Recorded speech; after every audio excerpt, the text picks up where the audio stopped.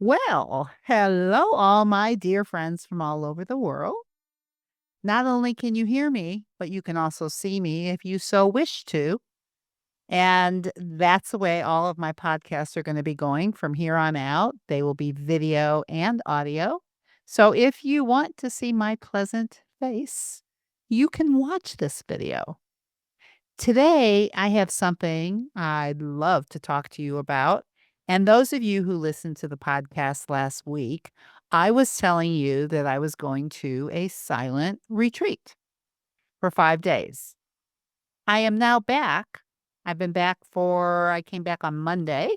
So I've been back a few days. And I have some things that I want to share with you that I think will be very, very helpful. Sure was helpful for me. And everything that I talk about in the thinner peace process always has to do with mindfulness and self compassion. And the reason that I use those terms a lot is because I've done a lot of meditation and I have studied a lot of Buddhism with some very, very special teachers. I am not a Buddhist, but I do study it. And I just came back from a Buddhist 5 day silent retreat in insight meditation. It's through Mid America Dharma, which is in the Midwest, so it's great for me. And I have to tell you what an experience it is. And I'm not recommending it or not recommending it. I'm not either way. I'm just going to tell you about it a little bit because I think it's fascinating because everything that I talk to you about is about the mind. And what you put in your mouth has everything to do with what's going on in your mind. So today I want to talk about a Buddhist term. It's in the Webster Dictionary too, but the term is called equanimity. And I have it up here on my board in case you want to look at it and see how it's spelled. Took me a couple board papers to spell it right. But I want to talk about that today of how to have equanimity around food, what it is, and why it's so important around food. So, when I was in this 5 day silent retreat, let me just tell you a little bit about what it was like. So, for 5 days, this is basically what I did. I either sat and meditated or walked and meditated, or I was eating. So, there were 3 meals throughout the day: breakfast, lunch, and dinner. And in between all of that was sitting and walking meditations all the way up till 9 o'clock at night, starting at 6 o'clock in the morning and going to 9 o'clock at night. Yeah. And, the reason that I did it is something that I've done for many, many years, and then due to COVID, I hadn't done one in maybe 4 years, and I was a little shaky about going back and doing it. It's like, I don't know if I can sit with my mind this long anymore, it's been so long. But I also had this intuitive hit in my gut. I call it a butterfly hit. I have my butterflies on. And it's that feeling of yes. So my body was saying yes, and my mind was going like, I don't know if you can do it. I don't know if you can sit that long. I don't know what's going to go on in your head. I don't know. You've been having knee pain. I don't know if you can sit, or what if this, or what if that. My mind was busy talking me out of it, and my body was jumping in butterflies. So I did it. It was my intuitive hit, and I'm so glad that I listened to it, and it was a little bit of everything. It was a little bit of my fears, but it was also a lot of the reason that I wanted to do it, the excitement, the butterflies. And, um, when I was sitting, we would sit for 45 minutes at a time in meditation, and then we would do a walking meditation, and to sit and watch your own mind, no distractions. It's silent, which means they call it noble silence. Noble silence meaning it's respectful, which means that you're doing all of the people that are in your sangha, which is the group, you're doing them a service of respect by not looking at them and by not talking to them so that they can have their own inner journey without being distracted by noise. So it is something that we do out of kindness. And it's so unusual in our social climate where if we see somebody, we look at them and we say hi. And yet If we do that when we're on our silent retreat, we take somebody out of their own headspace. It distracts them and takes away from their experience. So, it was really lovely to not have to talk, to not have to say anything. And all of our meals were done in silence, and you might have had somebody else at your table or you might have been by yourself, but nonetheless, there was no talking. It was paying attention to what you were putting in your mouth, what it felt like, the true mindfulness of what it's like to eat. And boy, I thought a lot about eating. It was the most exciting thing of the day. Sit, walk, eat. Sit, walk, eat. Sit, walk, eat. Sit, walk, sleep. So it was a very kind of uneventful 5 days that seemed like a lot of things were going on.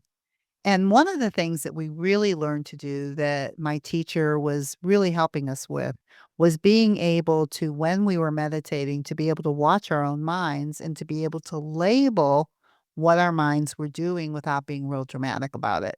So, for instance, if for me, one of the things that I did a lot that I noticed is I was so busy planning what I was doing for the day, planning what I was gonna do when I go on vacation, planning, planning, planning.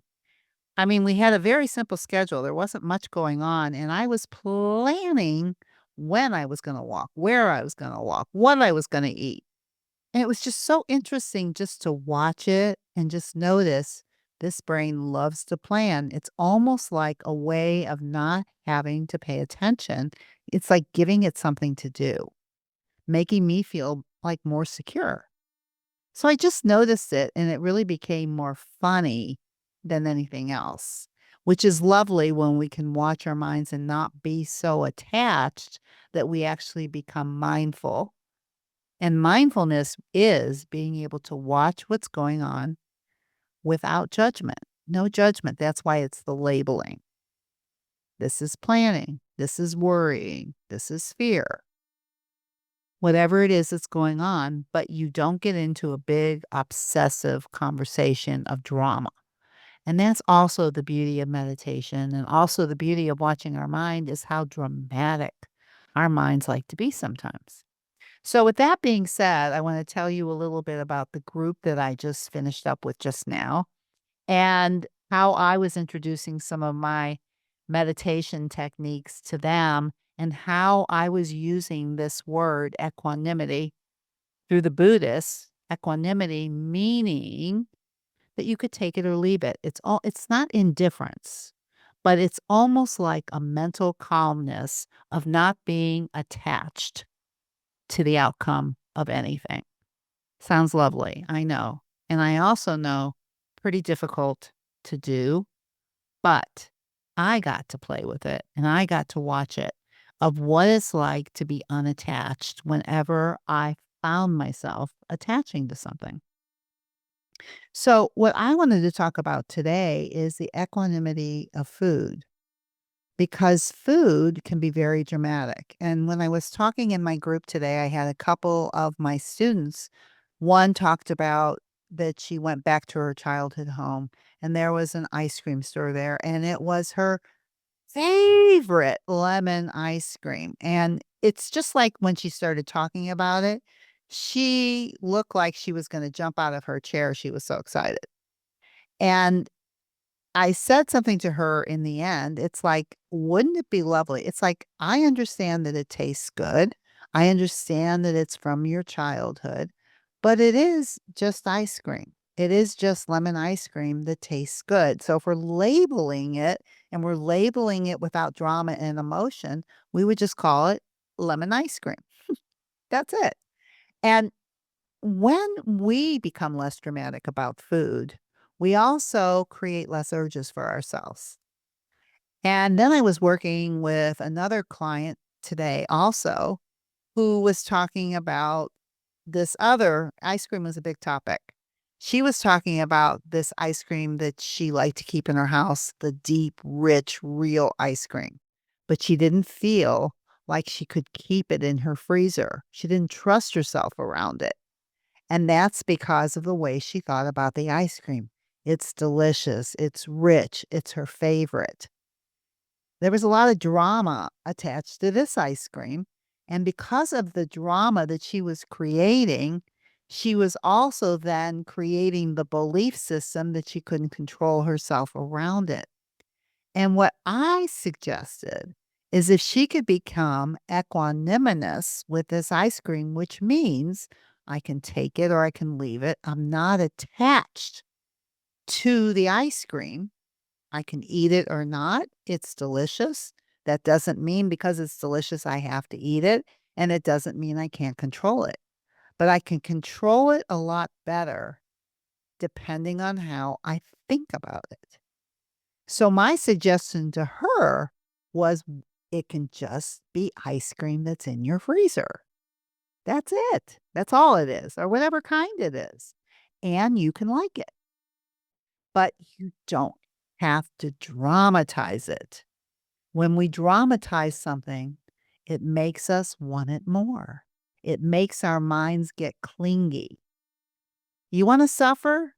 Cling or try to grasp onto something that you like. It's another Buddhist term, grasping, clinging.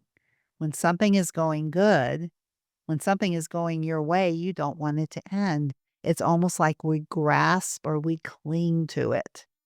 And the clinging causes suffering. And if we want less suffering, we keep it calmer. We just stay calmer about it. It's ice cream. It's lemon ice cream. It's from my childhood. I like it. It's not like I love ice cream. I love this. I had one time one client with pizza that I did a podcast with. She had a thing about pizza. She loved pizza. And it's so funny sometimes watch people when they talk about food. And if you want to know the people that could change their thinking a little bit, it's like, can we become less dramatic? It doesn't take away from the enjoyment. It just takes away from the urge to how bad you want it. And when I talk about urges, urges are caused by thoughts. Urges are urgent desires to want to do something. They're caused by a thought. A thought like, this is so delicious, or this, I will never eat this again for another year. Drama. Or my students today, my favorite lemon ice cream from my childhood. Or it's going to create an urge. It's going to make you want it, even if you didn't want it. You're going to want it just by the way you talk about it. So that's what I want you to practice this week. I want you to practice, regardless if you meditate, regardless if you know anything about Buddhism, I want you to practice this word, equanimity. Equanimity with food. You can take it or you can leave it. And that ends up with a thought that is my favorite thought for you to work on believing, which is I can eat whatever I want. But what do I want? I can eat whatever I want, but what do I want? For me, it used to be potato chips. I didn't think I could take them or leave them. I thought if they were there, I had to eat them. I thought if they were there, I couldn't control myself. I had a lot of drama around potato chips.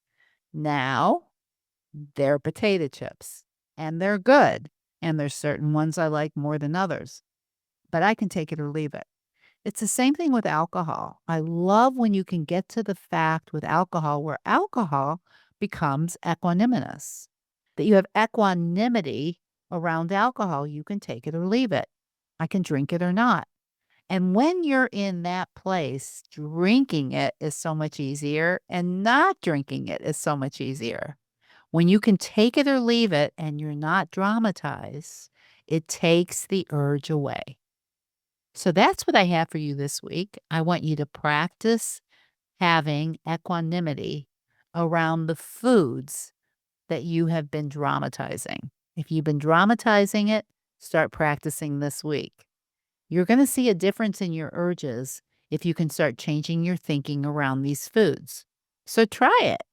And of course, I would never end this podcast without saying to you, no matter where you go or what you do, please, please, please be very, very kind to yourself. And I will see you next week.